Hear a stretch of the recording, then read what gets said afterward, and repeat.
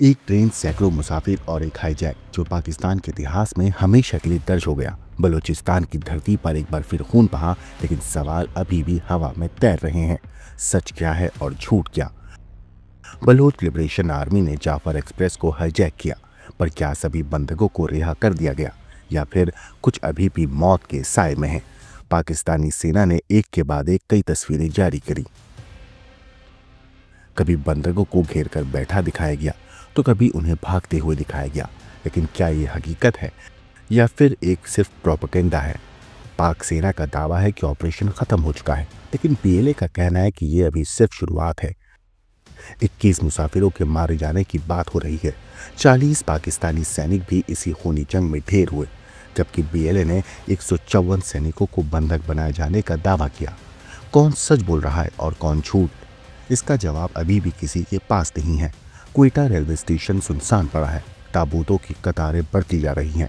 सवालों के घेरे में है पाकिस्तान की सेना। क्या बलूचिस्तान की आवाज़ को हमेशा के लिए दबाया जा सकता है? लेकिन इस ऑपरेशन का अंत क्या है? क्या ये महज एक आतंकी हमला था या फिर ये बलोच लिबरेशन आर्मी की एक बड़ी साजिश का हिस्सा है? क्या बलूचिस्तान के गुस्से की केवल एक झलक थी या आने वाले वक्त में ये आग और भड़केगी? सच्चाई जो भी हो, एक बात तो साफ है, ये हाईजैक पाकिस्तान के लिए एक चेतावनी बन चुका है। एक ऐसी घटना जिसका अंजाम अभी भी अनिश्चित है। क्या सच सामने आएगा?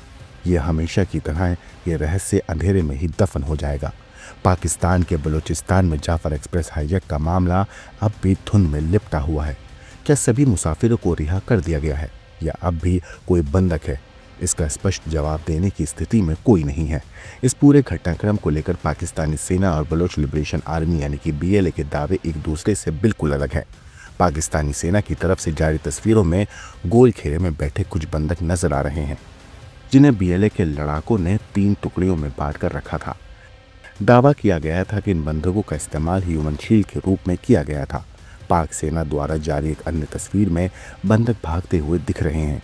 सेना का कहना है कि बीएलए के लड़ाकों को मार गिराने के बाद बंधक उनकी पकड़ से छूट गए। लेकिन क्या ये ऑपरेशन वाकई खत्म हो गया है या ये सिर्फ पाकिस्तानी सेना का प्रोपेगेंडा है?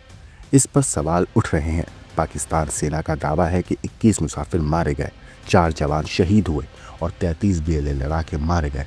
वहीं बीएलए का दावा है कि पाक सेना के 40 जवान मारे गए, 154 सैनिक अब भी बंधक हैं और 60 बंधकों को मार भी दिया गया है। किसकी बात सच है, इसकी कोई स्वतंत्र पुष्टि अभी तक नहीं हो पाई है। हाईजैक के बाद क्वेटा रेलवे स्टेशन पूरी तरह खाली पड़ा है।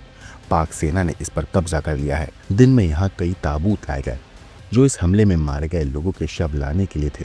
इस बीच पाकिस्तान सरकार ने एक रिलीफ ट्रेन को घटनास्थल की तरफ रवाना किया।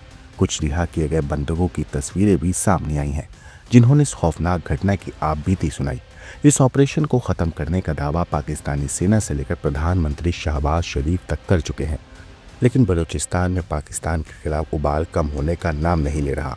यह हाईजैक सिर्फ एक घटना नहीं, बल्कि ये दिखाता है कि पाकिस्तान के जुल्म और दमन से बलोचों में कितना आक्रोश है।